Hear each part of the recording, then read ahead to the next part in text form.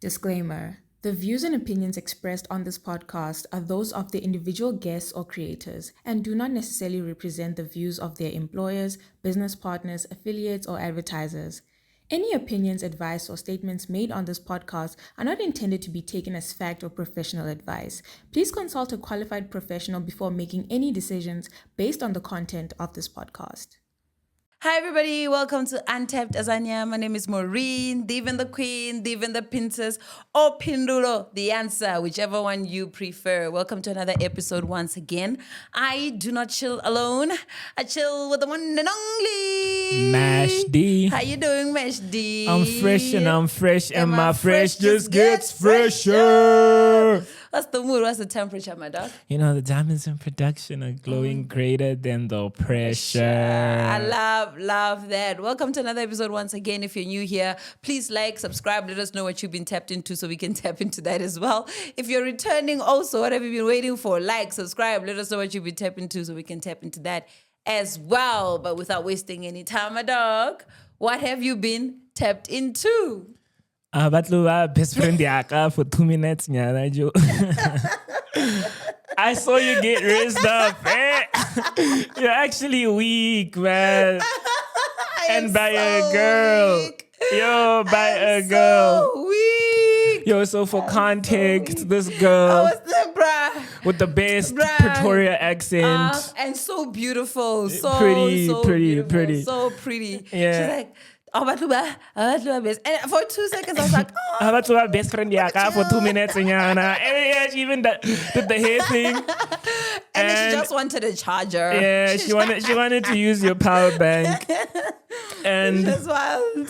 and I saw you get raised up. You were blushing. like, You couldn't even answer. You looked at me, and I'm like, dude, is there enough power? I was like, I don't know, because like I don't think that's what I was expecting her to say. Yeah. I think I was expecting her to say something differently. And also because earlier somebody came up to me and like they complimented me on something that was just so random. Like somebody like just out of the blue. Yeah, like about to our best friend yaka So or the way she vibe. started that, I was like, oh, she's trying to maybe be friends or something. Like, oh, like you're a let's vibe. go. Like I've already seen your Yeah, vibe. like and- let's go. And then she's like, I just on a charge. I was like, Yeah, and then when she was done, she's like, same time next year, Joe. Same place, same. Yeah, but that that's was. the vibe I like. I like that vibe. Like I like people just being nice, being positive. Yo, it was nice. Yeah, It was so nice. yeah. So DSTV Delicious. DSTV Delicious, Miss Lauryn Hill in South Africa, Ooh. Wyclef, Yeah, yo. her sons. Yo. So yeah, I thought it was a really dope ass vibe.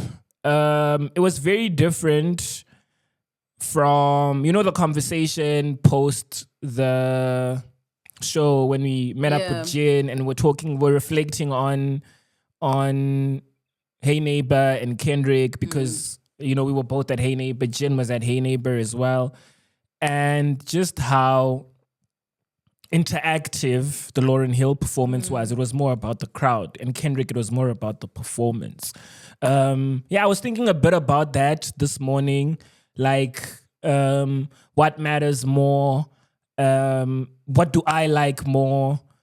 And I couldn't come to a conclusion. For me, I started thinking about it like more about what matters to the artist matters more, because I can tell that Kendrick wants to stick in your head. He wants to, like, he's in that place in his career where he wants to set things in stone. Like, he's a Pulitzer winner. So I feel like Lauryn Hill, in terms of like her being this Renaissance figure, she's already done that. Yeah. Now it's about, sure, she wants to have a cool performance, but she wants to have a memorable performance. But I think what matters more to her is engaging with the crowd. It's more spiritual. Yeah. It's more like, let's get in the field together and all of that.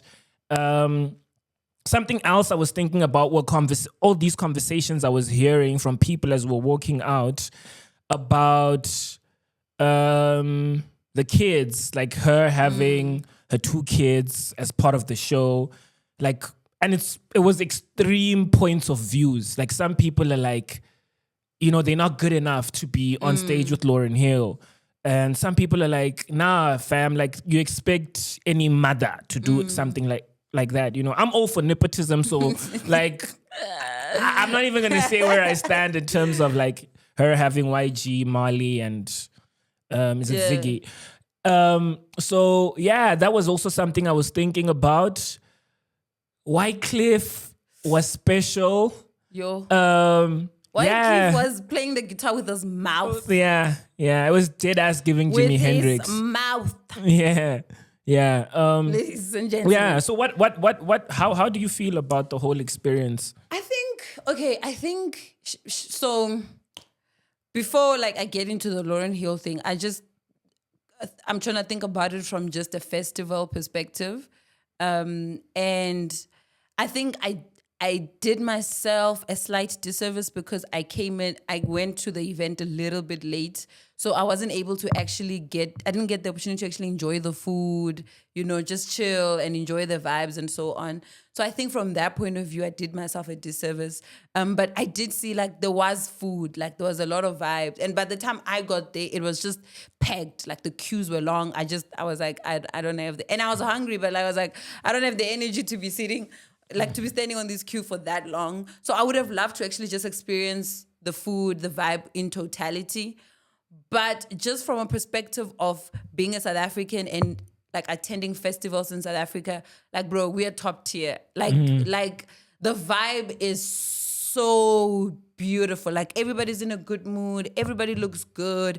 It's just like trying to have fun, you know? I really like the different variations, especially obviously the girls. Yeah. Like it was like you were seeing a bunch of doppelgangers, you know, like bandanas. Different versions. Yeah, like these Pan-African earrings. You're seeing like different versions of how like pretty South African women, beautiful South African women are interpreting Lauryn Hill's look throughout her career. You know, Fugees, Miss Education, and MTV. it was very chilled. Like there's people that like went very like, you know, chilled, very like you know, the reggae colors, like the 3 colors. Some people just went very like earthy colors, but you can still tell like it's giving Lauryn Hill. We're not confused about who we're here to see. Yeah. I love that. Also I loved I am so like mad that I missed Zoe because like how did I miss Zoe? But Oskido came in before Lauryn. And he was great. He just played all South African classics, and you should have seen how like just everybody was enjoying like the vibes, like just like it was like a true South African moment, which I truly enjoyed. So coming to Lauryn Hill, look, I think it's Lauryn Hill. You know, like it's Lauryn Hill. Like there is no way you're not gonna enjoy a Lauryn Hill performance because of just how she is. Because I don't think she has ever sold sort of a packaged idea. So whatever she literally comes up with or whatever she does is almost like you're going to accept it because she hasn't molded herself into like this little brand that just does this in some way. Like if she was to come up and do, I don't know, she was doing Amapiano vibes up there and people were vibing with her. It's Lauryn Hill. I don't think she can do much wrong. Also because of the legacy that like you're talking about. Like she's built Lauryn Hill as she can do no wrong. And I think she did no wrong. Like she had the energy to. I was actually just so surprised. Like we were even spoken about this that like she held the entire performance like, and she was keeping up with YG's like all the kids that were on that stage. She was keeping up with them the entire time, and that's like. When crazy. all the other acts were coming up, she became like the back vocalist and like the hype man and like. Dressed in Tebe Magugu, one of one, you know, Wyclef as well. Matkosa as well, the dancers were dressed in Matkosa. Like, so it's also like she's immersed herself in that's why I'm saying like it's very different from the Kendrick type approach. Yeah. You know? Yeah. But it's they're both well received because it's like it's one of those things where you understand where the artist is coming from and what they're trying to do with their performance. Yeah. And I think she went, I think if I could just like put a word to her performance, I think it was legacy. I think she really Memorable. went with legacy. Yeah. Like if you could tell the energy on stage was very like family, was very much like close. Experientially. Friends. Experientially, it was African as fuck. Yeah. Bro. Exactly. Yeah. Like it gave African household on stage. Like you can tell, like, you know how if your mother is onto something, we're all onto something and we're gonna do it. And it gave that, even with like the performances, like the dances that they got, like they were very much like, you can tell, man, they thought about where they're performing and what they're trying to bring. They were not trying to bring obviously it's a curated performance, but they were not trying to bring something that was like a plastic. They were trying to bring like the authenticity, the originality into it. So I honestly thoroughly enjoyed. And on the chat of like her bringing up her sons up there, I think they are talented. I think they're good. I think the thing that people maybe kind of didn't want was like they came there to see Lauryn Hill and they wanted to see Lauryn Hill maybe for the full 2 hours, just straight out performing all her classics. And obviously there's songs that she didn't perform that people wanted to hear. So I think it was more of like everybody that comes up after this, because we're here to see Lauryn Hill, we don't want necessarily to give them that amount of energy because we're here to see Lauryn Hill. But even in that, it wasn't like people just didn't vibe with the vibe. Like everybody vibed with the vibe on stage, you know? So I don't know. I think I enjoyed the vibes with the sun. YG for me is a phenomenal artist. It's just that it's also that thing of like coming from that kind of family, you know, like obviously the expectation from being like Bob Marley's grandson and like being Lauryn Hill's son, like that's a lot, big. You know. So for me, I empathize with that. It's like, bro, and obviously they grew up soft, so you can't expect them to have the kind of struggle to create at that kind of level. But their performances were, especially YG, and I also liked how, even at the end, the son going to her and like, "Mommy, I just want to quickly freestyle." You know, it's like.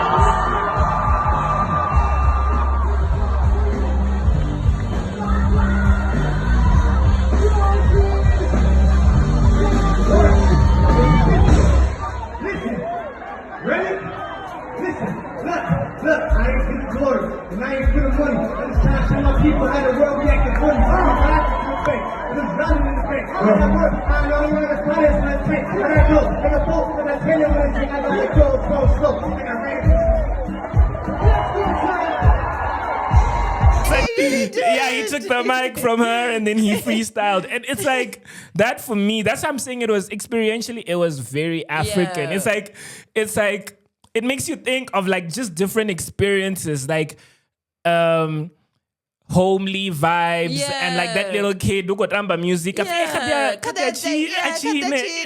it was giving. It was really, really giving that. And I don't think I expected anything like outside of that, because that's what I know Lauryn Hill for. Like even her live performance, like if you go to I Gotta Find Peace of Mind, like very experimental, very like playing. You saw what she did with like, that other version of Killing Me Softly, and then in the background, it's like South African experiences, kids dancing at school in their uniforms. So I like that. I think I think if I was to think about a South Africa, like a Lauryn Hill performing in South Africa, I think that fits the idea.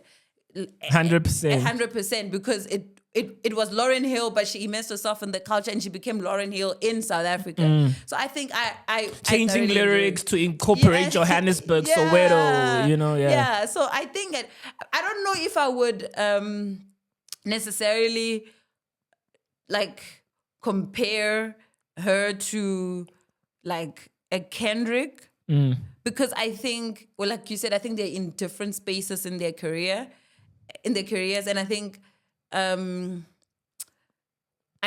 vibe that's trying to get into it is different. Like the response that you're trying to evoke. yeah. Yes. So if you think about it, so I think, right, if you think about a Kendrick, right, if Kendrick was in Compton, I think his performance might be slightly different because he's in his hood and he's like, it's a vibe he's kind of familiar you with. remember with the Not Like Us, I think it was Prime when he brought out YG. That was giving what Lauryn Hill did. Right. Yes. So I think Yes. Lauryn Hill took what she would have done in her hometown and kind of curated it and created a South African version experience, yes. of that, right? Whereas I think Kendrick, So well put.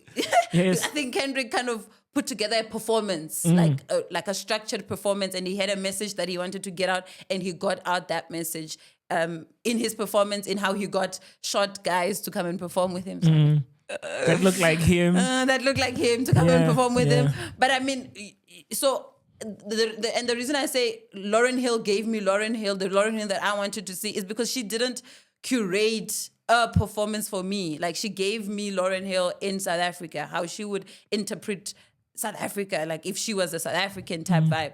And that's what I expect from her. So I think it's very, like, for me, it's a bit difficult for me to kind of, because I think both of them kind of, to your point, had different things to do, to say to us, and they kind of executed to the point exactly how they needed to execute. So I don't know, we'll see what Kanye does. If Kanye decides he's coming, we'll see what he goes You think with. he's coming? I think he's coming. I want Kanye to come, guys. I really want Kanye to come. And it's like the date that's out there, it's on my birthday month. Okay, my birth month, whatever. It's on that month. So you know what I mean? Like I can already tell, like, my December will be like top tier stuff. Like, You started with the Yay experience, and then you're done. Yeah. So I hope he's coming. I hope he does come. If he does come, like, what do you think? What would you like to see? What kind of a performance would you like to see? Think about Ye's catalog. I'm a big Ye fan, so even post Donda Ye or even Sunday Service Ye, I listen to, and I know a lot of people are like, yo, Life of Pablo or maybe Jesus is like his last best work. I mean, his last good work, and for me, even Ye, I think Tyler, the creator's favorite Ye, he's spoken openly on his favorite project being Ye. I love Kanye. Ye is in my top 3 Kanye albums. I heard Violent Crimes and I cried. It's crazy how honest he was on that album and made it sound cool. So for me, dude, Donda was it was a dope album. Donda 1 especially. So the thing about Ye's catalog, and you think about all the earlier stuff, 808s and Heartbreaks, you think Graduation, Homecoming. So yeah. So for me, I don't know. I think people would feel a type of way, like, no matter which way he goes. Yeah. Like, there's gonna be songs that don't make the cut. Yeah. But one thing I've noticed with the Ye performances that I've watched, right, is you're always gonna get like the bangers, like a few of the bangers. He's got a lot, but but there's a lot. There's a lot, but you're gonna get a Graduation. You're gonna get Dung. Yeah. You're gonna get a Runaway, definitely. You're gonna get one of those. Yeah. You're definitely gonna get one of those. So yeah, for me, it's also just I want you to come and I want to just experience you live. Yeah. I'm looking at a lot of these artists, and that's why for me, right? I'm a big fan of Mandisi as well, and I didn't get to see him yesterday, right? And I didn't feel away because 1, I've watched him, and 2, I'm still going to get a lot of opportunities to watch him. Same thing with Zoe. lira as well, right? Oh, I caught a bit of lira.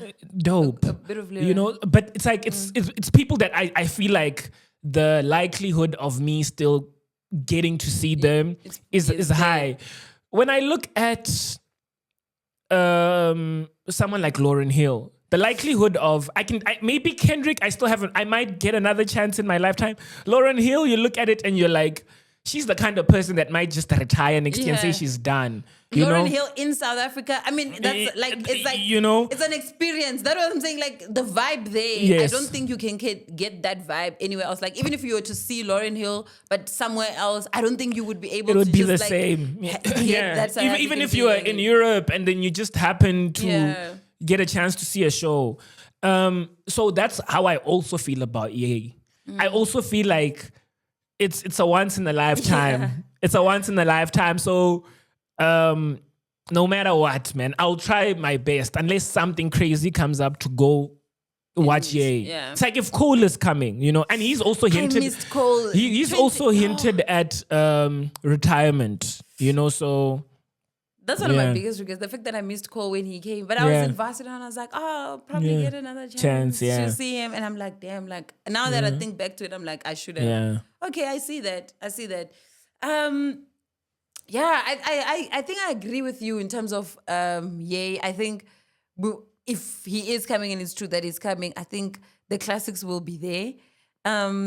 But there are songs that just go missing, bro. Like 30 hours, that song is like, it's such a missed song. Like it's a classic. But I wanted to hear Lauryn Hill saying, play something that is very, very vibe worthy. You know, like I wanted Lauryn Hill. Like sometimes you want an artist or the song with Nas on his 3-pack.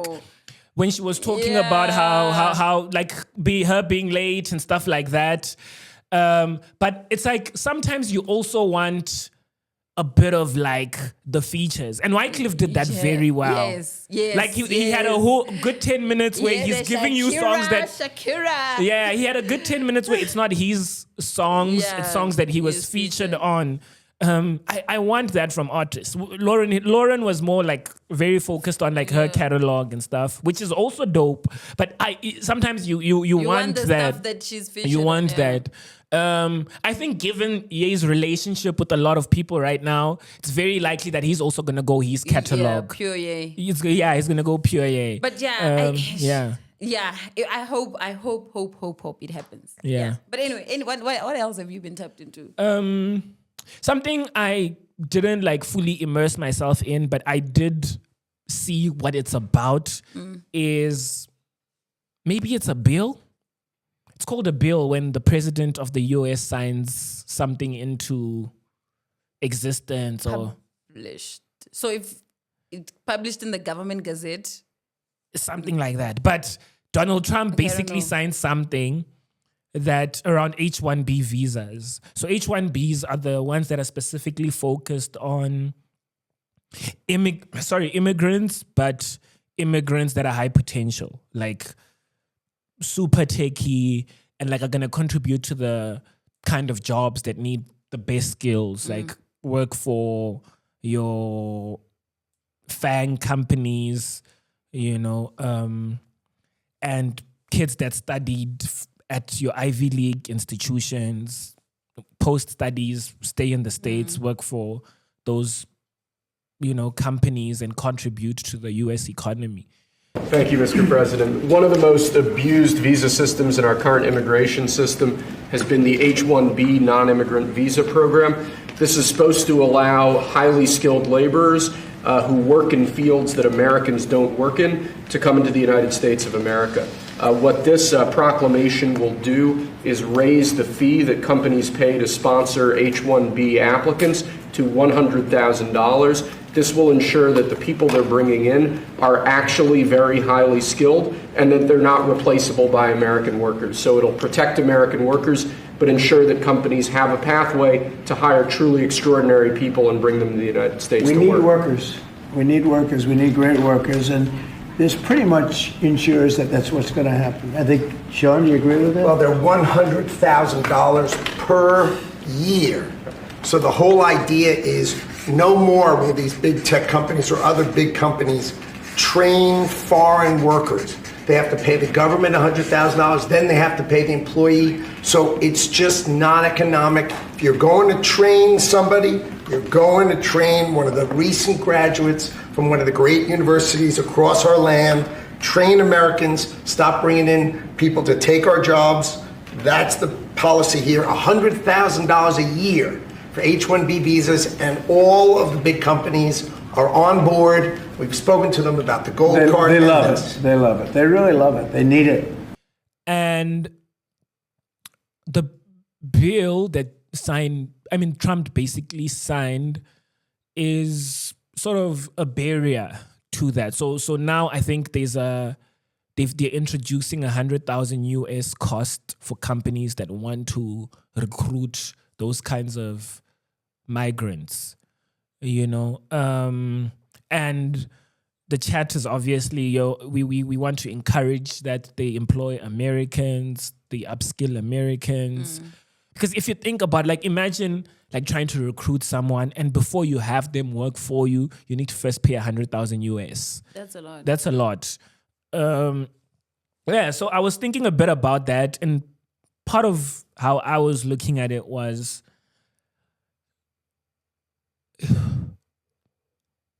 I don't think it's one of those things that probably yield unintended consequences, because I don't think that ends up, because empowering people locally, right? I think it's something you do gradually. If you don't have the skills at scale that those companies need, it's not something you can introduce overnight. It takes time, because now you need to capacitate the institutions, and you need to also capacitate the human resources from a grassroots level. Are the kids coming up good enough in your math? Are they better than these immigrants that are coming from Asia? And how I'm thinking about it is, this, for me, is going to yield unintended consequences in the context of another sort of push towards remote work. Oh. I think companies are gonna counter that by trying to create better ways to have all these international workforce work for them remotely. And I think beyond that, I feel like it's also very selfish, because, like I said, most of these people are going to study at the Harvards of this world, the MITs, the Stanfords, right? So by them studying there, they take loans, but they pay tuition, even if they get funding from their home countries or whatever way. They boost the American economy, right? And then to say those kinds of people are taking away, it's also very impractical. Yeah. It's very Western in its thinking. And I think, people that, for you to study at a Stanford or at an MIT or whatever, you are literally cream of the, you are there. You are literally top tier, right? And so these are just in their presence of being there, chances of them contributing to the economy positively up, crazy, they're high, right? And I think for me, it's so, and this is something that you touched on in what you said, is how far does it go? And obviously I haven't had sight of the bill, so I can't really say, but how far does it go? Because if you're just putting the 100,000 Rand kind of fee on people that are actually moving to America and getting the visa, you are defeating the point, because people will just work from their home economies and pay tax here. You know what I mean? And also, how does that in any way benefit the American population, in the sense that you are missing out on an opportunity of somebody that could advance something in your country, right? Fair enough, they could advance it in their country and build it there, but you have the resources that they could use to actually advance it further, right? And I guess in terms of the skills that you would like to build within your country as well, I think it's, you don't, I struggle with the idea of building by removing, because I think building is, to your point, incremental steps into adding onto something, right? So I think for you to build, you need to be looking at it's systematically, how are you investing in those, like the people that you want to get to the point that they get to MIT, Stanford, and get hired by whichever companies and get the skills that are developed. Like, what practical ways are you using to develop those people so that they are able to get those opportunities in competition with whoever comes from whatever country? Because you can remove as much as you can remove if you're not building these people to the amount of skills that they need to have, or to the skillability that they need to do to be able to perform certain tasks. It's going to go back to what you're saying, that those tasks are just going to get, given to other people elsewhere to do them. So you are defeating the point of actually what you're trying to solve. And I think we talk about it in South Africa a lot as well. I think it's a sensitive topic because people are like, oh, there's a lot of foreigners in our country. They're taking like jobs and, and I, to an extent, I would understand for like skill jobs that don't need a lot of skills, like that, like small jobs that like people can fairly enough just get trained up to take. I can understand that from that point. But there is people who have invaluable skills that can contribute positively into our economy. And with those people, we can't get around the fact that we need those people. But the amount that person has put into their development, we also need to look at how we are doing what we are doing to skill up another person that could do the same job and have the same qualities or even better, right? So instead of removing that person, how are we upskilling the person that is in South Africa and would like or has the potential to be at the same level, so that that person has an equal opportunity as well to actually compete at the highest level, right? Because now, even if you don't hire like somebody from outside the country, right? There's a skills gap substantially that's missing, that needs to be filled. And it doesn't help us to have a skills gap that exists, right? And I guess it's a whole topic around, and it's a different conversation when there's two people that are both competent and are vying for the same position, and how you look at that. That's a different conversation. But you cannot now say like, oh, we're going to remove this person that's not from South Africa, and we're going to just take somebody else who doesn't have the skills, who doesn't have the resources to come and fill that gap. There's obviously you are setting them up for failure because they're not skilled enough for that. You have to invest in upskilling that person enough so that they're at a point where they compete fairly, and you can make that decision from a fair perspective with the equal skills. So so what it ends up achieving, like how you're describing it, is like this. It's like this positive. I mean, this opposite. It's gonna have an opposite effect. Yeah. It's not gonna inject the jobs into the States. It's actually going to empower other countries. Yes, and in a lot of different ways. Because at least if the people are in the States, like you're talking about the tax. Yeah. They're going to be paying their taxes in the States. Now, those taxes are going to contribute to the economies of the countries they're from. So it takes away. It's like what you're describing is like this phenomenon. Like when India was a colony of the UK, I think they had a Cobra problem. I think it's called the Cobra Effect. Right? They had a Cobra problem, and then they started incentivizing people to kill cobras. Right? Like if you kill a cobra, you get money. And then what ended up happening, because people were getting compensated for killing cobras, people started farming cobras so that they can kill them and get paid. It's exactly like that. So I think our focus shouldn't be about like taking things away. And there's a video of a guy actually who explains this. I think I sent it to you, where he says you can remove as much as you want to remove. If you're not investing in building up from what you're removing, there's no, like, you are doing nothing. You're just leaving a gap, and something else is going to fill that gap that exists there. I know you didn't ask, but I'm going to tell you anyway. You can deport every foreigner, bulldoze every shack and chase the homelessness out of Joburg CBD, for example, but give it a year, the same problems will be back. Poverty, homelessness, migration, nothing disappears. Our politicians keep selling us the same fantasy, which is subtraction. The idea that if we remove the right people, then everything will go back to normal. But here's the truth. Subtraction doesn't fix the system.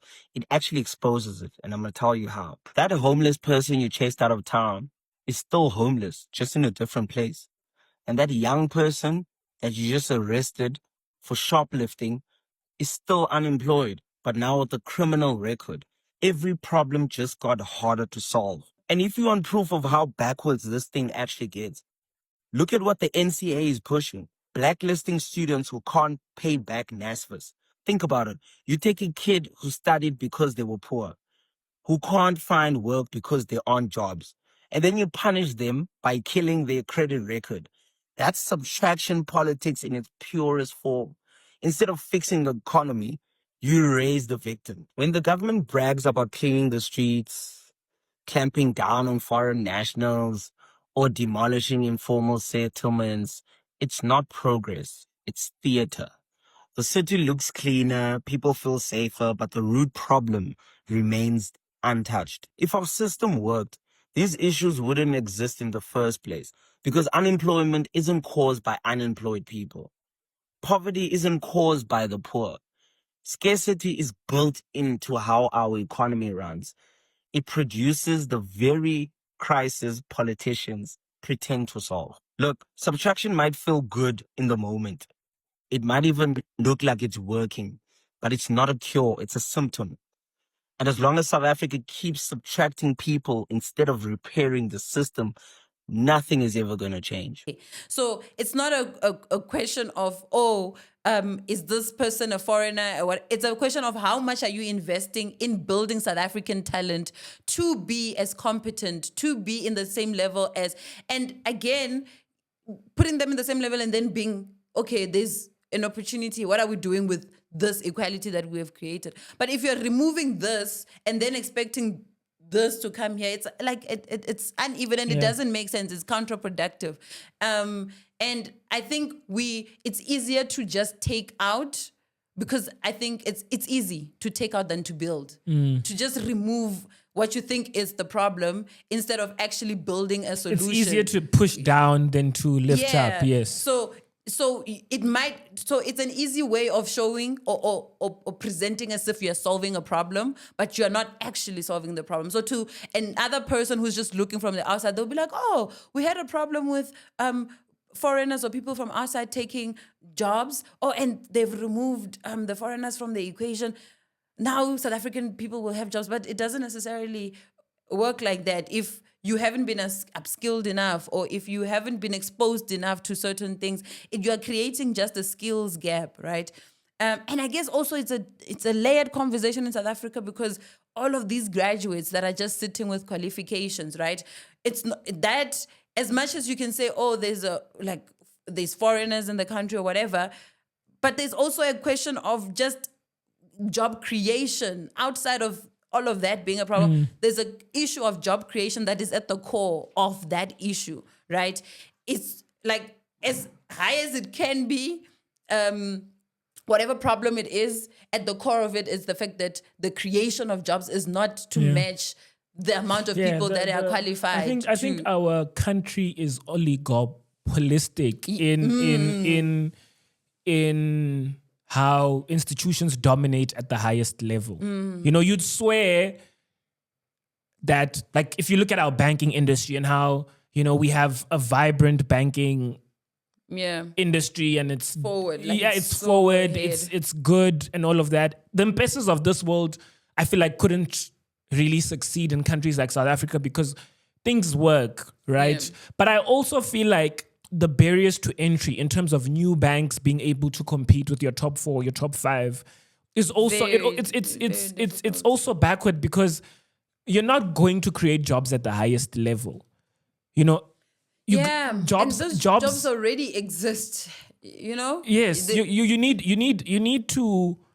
you need to create an enabling environment at like a grassroots level. And then those companies are the ones that can employ a lot of people. You look at even like a country like the States and you look at ecosystems like, say, Silicon Valley, right? Those companies, as soon as a company raises VC money, right, they go on a hiring spree. They go on a hiring spree. And if you don't have that kind of environment where you're creating the kind of companies that are future forward and want a new pool of talent that they can upskill because they have the resources, then it's...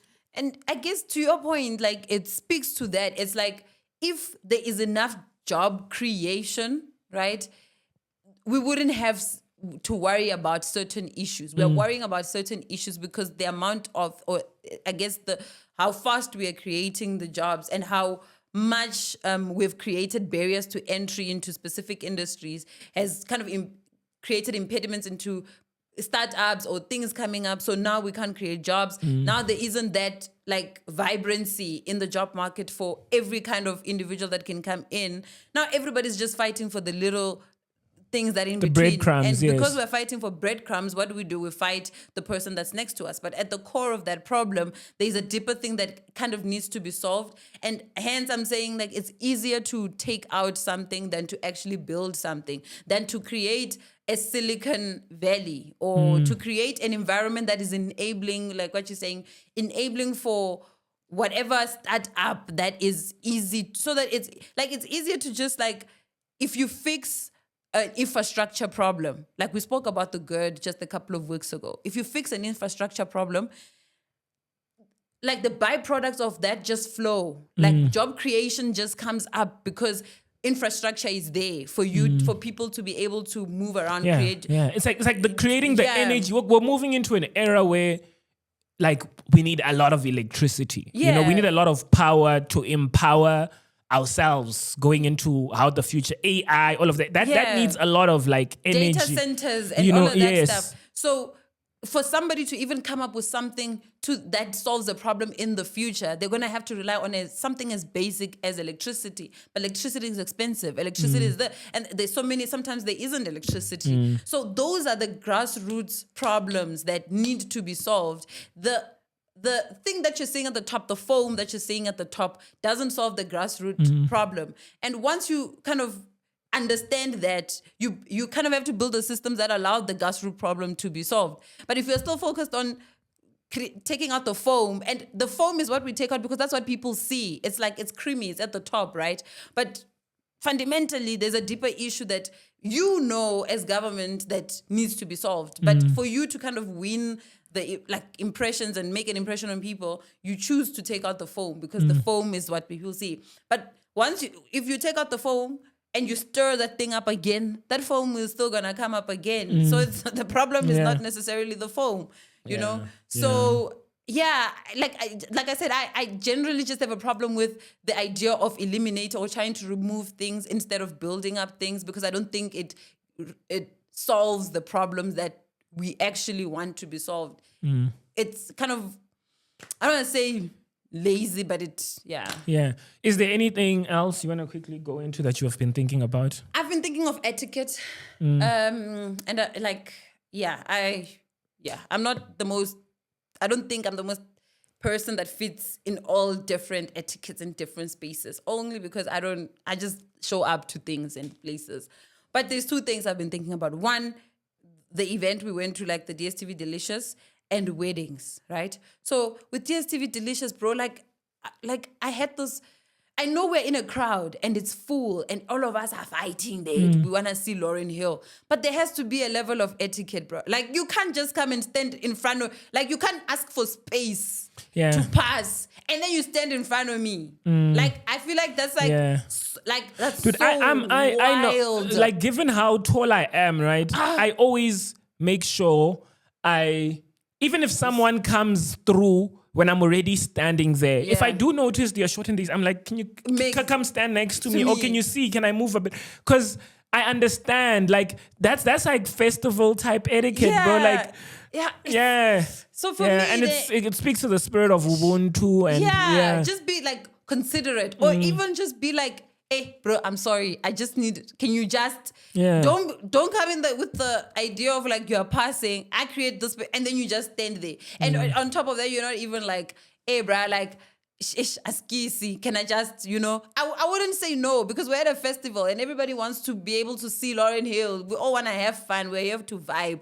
But it's just the manner in which it's done that's like, bro, like, it's not nice. Let's all be lovely. Let's be respectful towards each other. And then wedding like, etiquette. Wedding etiquette, bro. There's a whole conversation about being more dressed than the person that's getting married. And like, and I was just thinking about it and I'm like, yo, if it's my wedding, bro, dress to the nines. Like the wedding I was a groomsman at. Yeah. A brother of mine's wedding.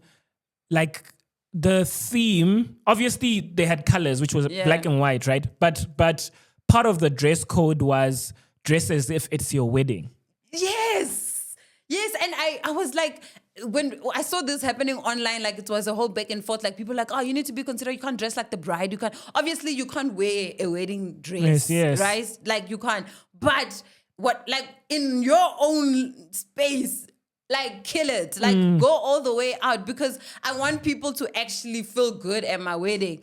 Don't feel sorry for me. Like if I don't show up the way I'm supposed to show up, it's on me, it's not on you. Like, look the best you possibly can. That applies to parties, that if I invite you to a themed party, come, like, go to the very end of the theme and do the very best you can. Because the point is for you to have fun, right? It's for us to actually enjoy our spaces next to each other. I don't want people to be arguing about, oh, she was dressed better than the bride. No. The bride is the problem. Why didn't she dress better than everybody else? Yeah, but that's me. Yeah. Question of the week is, from a bird's eye view, right? Mm-hmm. You're watching this podcast from like the first episode to where we're at right now. Yes. What do you think? Like, if you were never given the name, what would you call this duo? What would you call what's happening? What would you call the vibe? Tap out of the untapped. I don't know.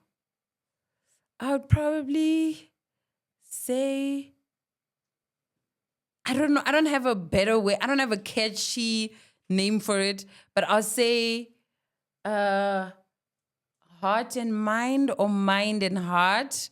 Something along mind and heart. Because I think like in between our episode, we very much shift between discussing very like interesting topic that are mentally like stimulating, and then we that go just soft. made me think of a really cool and then name. we go soft, and then we talk about our feelings, or like just generally. So I think we like mind and soul, something between those lines. Like I don't know what, but that's a vibe. I didn't even have a would name, but get. you just described something that made me think of a really cool like name. It would be like schizophrenic. Not like schizophrenic. Yeah. Like it's like we're all going wild on something, and we discuss it and we go wild on it. But then we also are just like, oh, we're just human beings, bro. Yeah. What would you? Oh, but you just said schizophrenic. Yeah, schizophrenic. That's actually a cool thing to think about. I've never actually thought about it like that. Yeah. I've never actually just thought about like if I was viewing this from outside.